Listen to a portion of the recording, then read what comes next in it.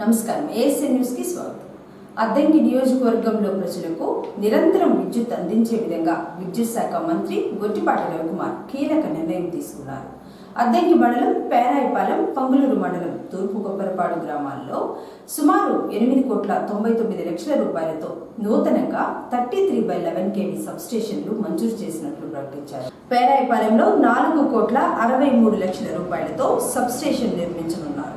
దీని ద్వారా పేరాయిపాలెం, దేనుకొండ మరియు ఉమ్మినేనివారిపాలెం గ్రామాలకు నాణ్యమైన విద్యుత్ సరఫరా అందనుంది. అలాగే తూర్పు కొప్పరపాడు గ్రామంలో 4,36,00,000తో సబ్స్టేషన్ నిర్మించనున్నారు. తూర్పు కొప్పరపాడు, తక్కెనపాడు, చందలూరు మరియు నూజిలపల్లి గ్రామాల్లో లో వోల్టేజ్ సమస్య తీరి నిరంతరం నాణ్యమైన విద్యుత్ అందుబాటులోకి రానుంది.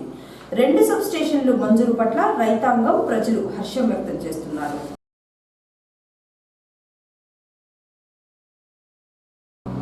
అద్దంకి మున్సిపల్ కార్యాలయంలో బుధవారం చైర్పర్సన్ ఎస్తేరమ్మ అధ్యక్షతన 2026-27వ ఆర్థిక సంవత్సరానికి సంబంధించి ప్రత్యేక బడ్జెట్ సమావేశాన్ని నిర్వహించారు. సమావేశానికి కమిషనర్ రవీంద్రతో పాటు టీడీపీ, వైసీపీ పార్టీల కౌన్సిలర్లు హాజరయ్యారు. బడ్జెట్ వివరాలను చదివి కౌన్సిల్ ఆమోదం కోసం చైర్మన్ ముందుంచగా ఆమోదించారు. ఈ సందర్భంగా కమిషనర్ రవీంద్ర మాట్లాడుతూ 2025-26వ ఆర్థిక సంవత్సరంకు బడ్జెట్ ముగింపు నిల్వ 10,84,00,000 రూపాయలు అంచనా వేశారని, 2026-27వ ఆర్థిక సంవత్సరానికి 13,19,00,000 రూపాయలు అంచనా వేసి కౌన్సిల్ ఆమోదం పొందారని రవీంద్ర తెలిపారు. బడ్జెట్ మించి అదనంగా ఖర్చు చేస్తే రివీలింగ్ బడ్జెట్ను ఆమోదం తీసుకోవడం జరిగిందన్నారు. అద్దంకి పురపాలక సంఘంకు ఆదాయం పెంచే విధంగా అందరూ కృషి చేయాలన్నారు. మున్సిపాలిటీకి ఆదాయం వస్తుంటేనే పట్టణంలో అభివృద్ధి పనులు చేయడానికి వీలవుతుందన్నారు.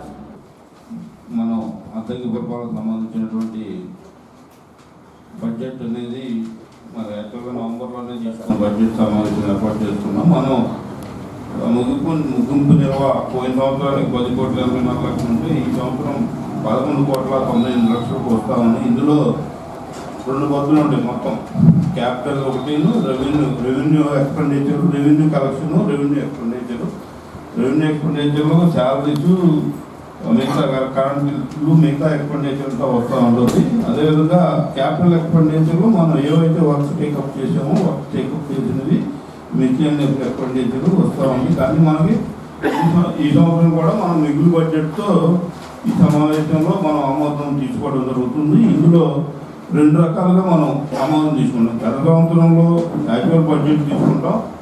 బడ్జెట్ నుంచి ఏదైనా ఖర్చు పెడితే అడిషనల్ ఎక్స్పెండిచర్ రివైజ్డ్ బడ్జెట్ అనేది తీసుకోవడం జరుగుతుంది. రివైజ్డ్ బడ్జెట్ తీసుకున్న దాన్ని మనం ఇప్పుడు దీనిలో యాక్చువల్ బడ్జెట్ ఒకటి, రివైజ్డ్ బడ్జెట్ కూడా ఆమోదం అనేది పొందుతూ జరుగుతుంది. కాబట్టి ఈ విషయాన్ని గౌరవ కౌన్సిల్ సభ్యులకు తెలియజేస్తాము.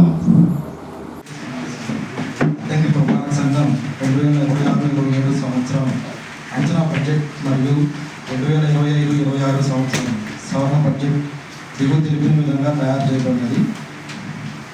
సవరించిన బడ్జెట్ 25-26 ప్రారంభ నిల్వ 13,38,44,400 రూపాయలు, జమలు 20,24,30,600 రూపాయలు, మొత్తం 33,56,70,90 రూపాయలు, ఖర్చులు 22,72,47,699 రూపాయలు, ముగింపు నిల్వ 10,84,27,412.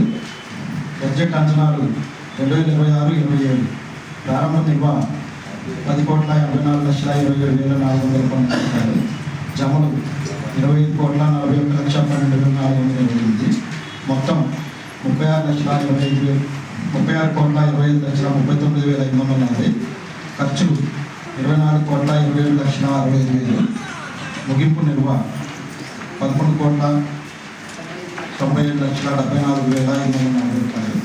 సదరు బడ్జెట్ కౌన్సిల్ వారి ఆమోదం కొరకు ఉంచడం అనేది. నమస్కారం అండి. ఈ బడ్జెట్ని ఆమోదించుకున్నాను. సమావేశానికి వచ్చిన గౌరవ కౌన్సిలర్స్కి మా ధన్యవాదాలు తెలియజేస్తున్నాను.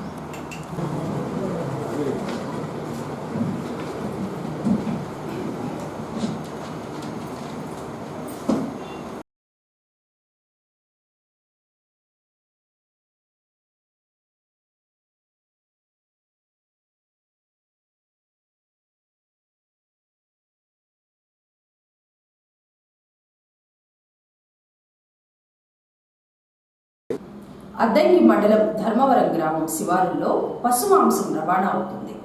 ధర్మవరం గ్రామంలోని కొండల మధ్య పశు మాంసం రవాణా జరుగుతుంది. పశు మాంసంను ముక్కలుగా చేసి ఫ్రీజర్లో నిల్వ ఉంచి ఐస్ బాక్సుల్లో ఉంచి ప్రత్యేక వాహనాల్లో తరలిస్తున్నారు. వ్యర్థాలను కొండ సమీపంలో పడేస్తుండటంతో దుర్వాసన వెదజల్లుతుంది. పశు చర్మాలు మరొక ప్రాంతానికి తరలిస్తున్నారు. ధర్మవరం గ్రామ సమీపంలో కొండల మధ్య ఇంత జరుగుతున్నా అధికారులు మాత్రం సైలెంట్గా ఉండడం పట్ల పలు అనుమానాలకు దారితీస్తుంది. పశుమాంసం రవాణా వెనుక ఎవరో ఉన్నారు అనేది విచారణ చేస్తేనే బయటకు వచ్చేది అని కొందరు అభిప్రాయపడుతున్నారు. ధర్మవరం గ్రామం సమీపంలో ఇలాంటివి జరగకుండా చూడాలని స్థానిక ప్రజలు అధికారులను కోరుతున్నారు. అధికారులు ఇప్పటికైనా చర్యలు తీసుకుంటారా లేదా అన్నది వేచి చూడాల్సిందే.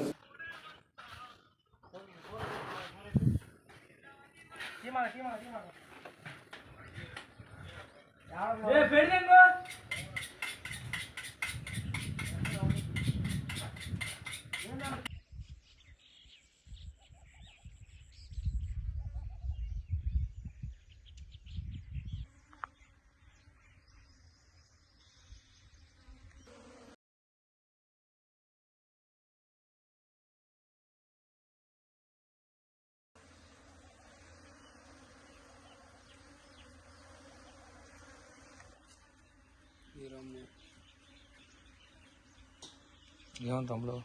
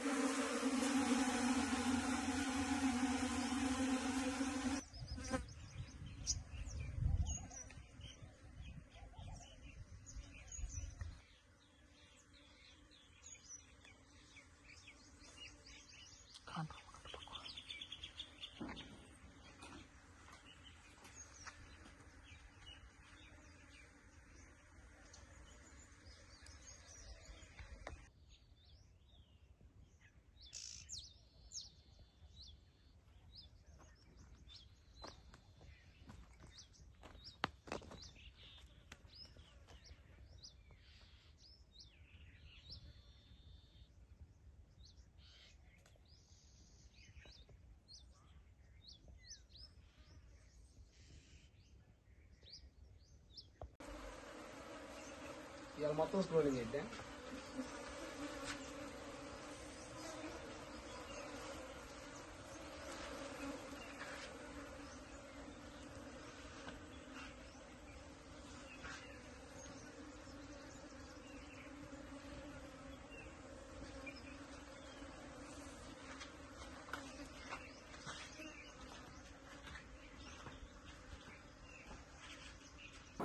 మాజీ ముఖ్యమంత్రి వైఎస్ఆర్సీపీ పార్టీ అధ్యక్షులు వైఎస్ జగన్మోహన్ రెడ్డిని బుధవారం తాడేపల్లిలో అద్దంకి వైసీపీ పార్టీ ఇన్ఛార్జి చింతలపూడి అశోక్ కుమార్ మర్యాదపూర్వకంగా కలిశారు.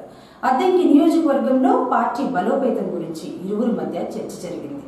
వైసీపీ నాయకులకు కార్యకర్తలకు ఇన్ఛార్జి అండగా నిలబడాలని జగన్ ఆదేశించారని అశోక్ తెలిపారు. ఏదైనా పశువు ప్రమాదవశాత్తు మరణిస్తే పశు పోషకులు ఆర్థికంగా నష్టపోకుండా ఆదుకునేందుకు కేంద్ర రాష్ట్ర ప్రభుత్వాలు సంయుక్తంగా పశు బీమా పథకాన్ని అమలు చేయడం జరిగిందని పశుసంవర్ధక శాఖ సహాయ సంచాలకులు డాక్టర్ బ్రహ్మయ్య తెలిపారు. పశుసంవర్ధక శాఖ సహాయ సంచాలకులు డాక్టర్ బ్రహ్మయ్య బుధవారం అద్దంకి పశు వైద్యశాలలో ఏఎస్ఎన్తో మాట్లాడారు. ఆంధ్రప్రదేశ్ రాష్ట్ర ప్రభుత్వం ఈ నెల 19వ తేదీ నుంచి 31వ తేదీ వరకు పశు ఆరోగ్య శిబిరాలు ఏర్పాటు చేశారని, ఈ ఆరోగ్య శిబిరంలో పశువులకు అన్ని రకాల వ్యాధులకు చికిత్సలు అందించడంతో పాటు పశు బీమా చేస్తున్నారని ఏడీ చెప్పారు. అద్దంకి డివిజన్ పరిధిలో మేలు జాతి పశువులు 30,000, నాటు జాతి పశువులు 15,000 ఉన్నాయని, వీటన్నింటికి పశు బీమా సౌకర్యం కల్పిస్తున్నారన్నారు. 30,000 రూపాయల పశువుకి 1,632 రూపాయలు సబ్సిడీ ప్రభుత్వం నుంచి ఇస్తున్నారని, 15,000 రూపాయల పశువుకి 812 రూపాయలు ఇస్తున్నారని, అలాగే గొర్రెలు మేకలకు పశు బీమా వర్తిస్తుందని పశు పోషకులు ఈ అవకాశాన్ని వినియోగించుకోవాలని ఏడీ డాక్టర్ బ్రహ్మయ్య తెలియజేశారు. నా పేరు డాక్టర్ కేవి బ్రహ్మయ్య, సహాయ సంచాలకులు, అద్దంకి పశు వైద్యశాల నుంచి మాట్లాడుతున్నాను. మనకి ఈ జనవరి నెల 19వ తారీఖు నుంచి 31వ తారీఖు వరకు ఆ పశు ఆరోగ్య శిబిరాలు జరుగుతున్నాయి. ఈ ఆరోగ్య శిబిరాల్లో ముఖ్యంగా బాగులేని పశువులకి ఉచిత వైద్యంతో పాటుగా గొర్రెలు నట నివారణ మందులు పంపిణీ చేయడం జరుగుతుంది. అలాగే పశు బీమాని ప్రారంభించడం కూడా జరిగింది. ఈ పశు బీమాలో ముఖ్యంగా మనకి దగ్గరగా 15,000 నాటు గేదెలు అయితే 15,000, మేలు జాతి గేదెలు అయితే 30,000 వరకు మనకి పశువుల బీమా వర్తిస్తుంది. అలా కాకుండా రైతు ₹1,00,000 వరకు కూడా మనకి ఈ పశువుల బీమాని చేసుకోవడానికి అవకాశం ఉంటుంది. ఒక్కొక్క రైతు గరిష్టంగా తన కుటుంబంలో 10 పశువులకి ఈ బీమా సౌకర్యం వర్తిస్తుంది. అలాగే గొర్రెలు మేకలు అయితే 100 జీవాల వరకు కూడా ఈ పశు బీమాని వినియోగించుకోవడం జరుగుతుంది. దీనిలో మనకి ప్రధానంగా 30,000 పశువుకి 1,632 రూపాయలు సబ్సిడీ గవర్నమెంట్ ఇవ్వడం జరుగుతుంది. అలాగే 15,000 నాటు పశువుకి 816 రూపాయలు పశువుకి ఇవ్వడం జరుగుతుంది. అలాగే మనం కాకుండా ఈ పశువు జనరల్గా మనకి ఈ బీమా పథకం అనేది సంవత్సరానికి చేస్తారు. ఈ ప్రభుత్వం వారు ప్రవేశపెట్టిన ఈ పథకం ద్వారా 3 సంవత్సరాల వరకు గరిష్టంగా ఈ పశు బీమా ఉంటుంది. ఈ పశు బీమాలో ఉన్నంతకాలం కూడా ఆ పోగు గేదెకి చెవి పోగు ఒకటి ఉంటుంది. ఆ చెవి పోగుని జాగ్రత్తగా ఈ బీమా అయిపోయేంత వరకు కూడా జాగ్రత్తగా చూసుకోవాల్సిన పరిస్థితి ఉంటుంది.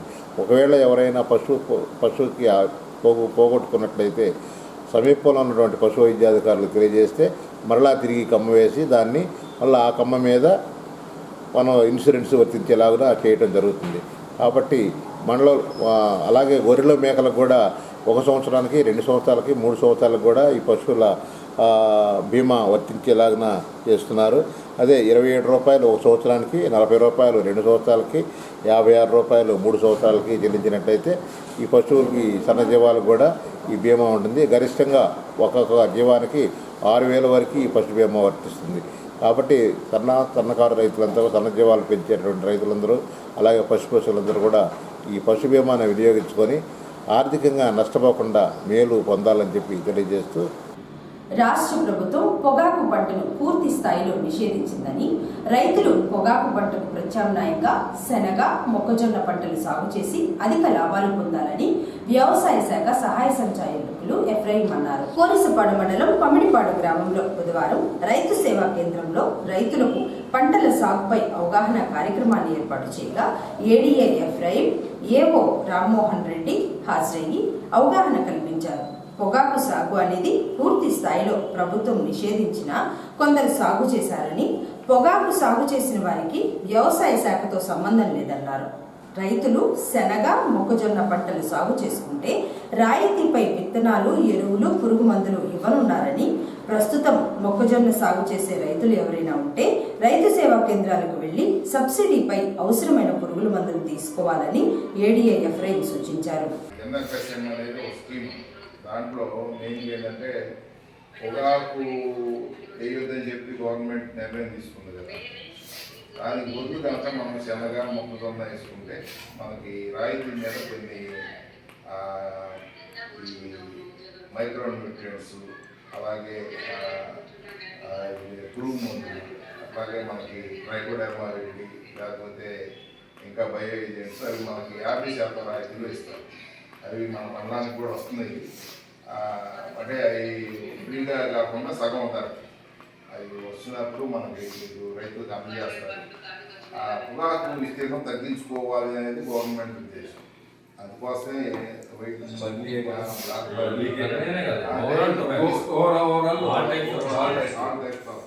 మళ్ళీ అనే కాకుండా అంటే బ్లాక్ బండ్ అయితే నిషేధం. అందరూ వేసి ఉంటారు బహుశా కూడా తగ్గించుకోవాలి.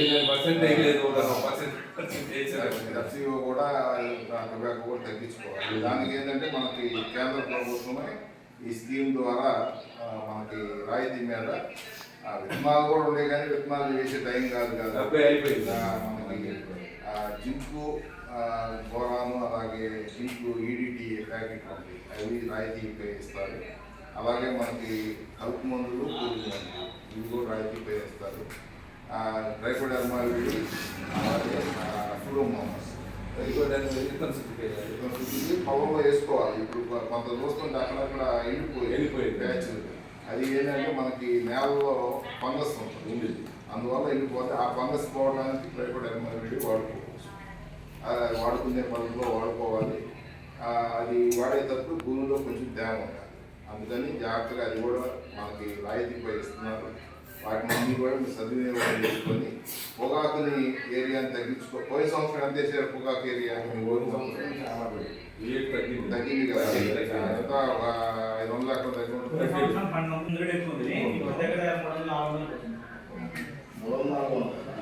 అంటే మనం మన దగ్గరకు వచ్చిన వాళ్ళ వరకు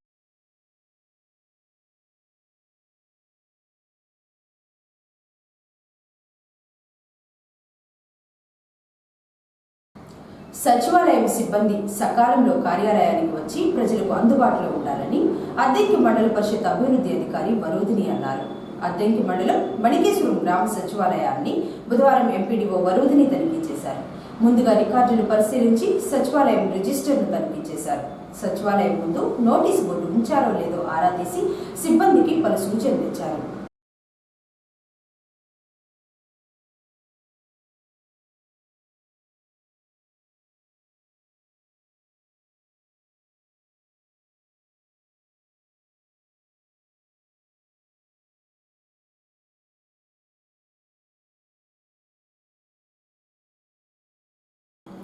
భీష్మ ఏకాదశి సందర్భంగా గురువారం అద్దంకి పట్టణంలోని గాంధీ బొమ్మ సెంటర్లో వేంచేసుకున్న శ్రీ మాధవ స్వామి దేవాలయంలో ప్రత్యేక పూజా కార్యక్రమాలు జరుగుతాయని అర్చకులు శ్రీమాన్ తెలిపారు.